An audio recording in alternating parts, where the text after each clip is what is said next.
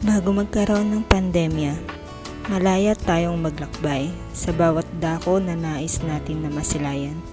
Kasama natin ang ating mga pamilya at ibang mga mahal sa buhay. Masarap sariwain ang mga lugar na kung saan ay dito tayo nabuo at hinubog ang ating buong pagkatao ng mundo. Ang bawat pamamasyal ay nagbigay sa atin ng inspirasyon upang tayo muling bumangon sa anumang pagsubok at maging malakas na harapin ang bagong bukas.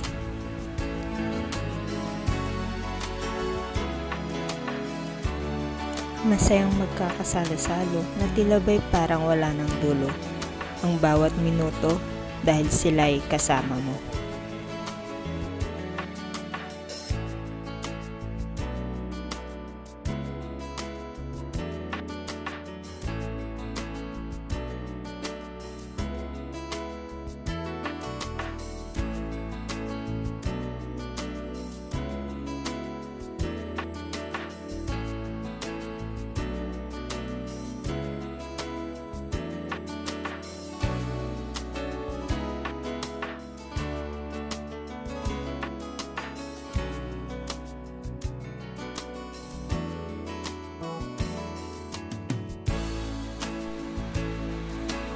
Kaya wag nating isipin na ang panahon ngayon ay magiging hadlang sa ating mga hangarin sa buhay.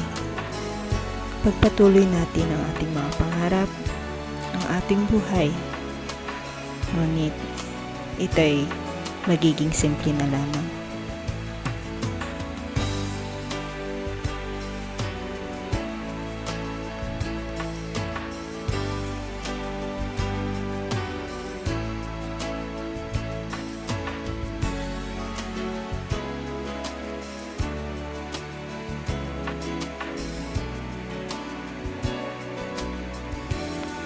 Ngunit ang panahon natin ngayon na meron tayo, lagi nating tanong, kailan nga ba ito matatapos at kailan magkakaroon ng panibagong bukas na wala ng bakas dahil ang pandemya na ay tuluyan ng nagwakas.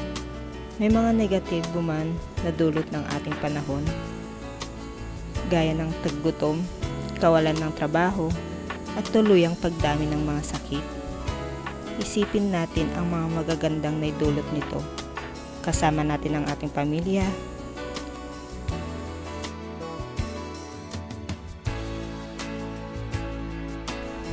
nakapagpahinga si Mother Earth sa mga pollution.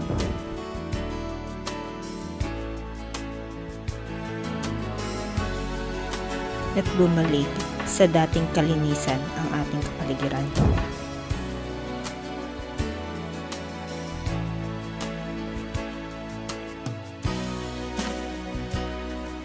Kaya kahit anuman ang gustong iparating sa atin ng panahon, patuloy tayong lumaban at kumapit sa Amang Lumikha dahil siya ang nakakaalam ng lahat kung anuman ang makakabuti sa ating pagtahak sa ating kasalukuyan.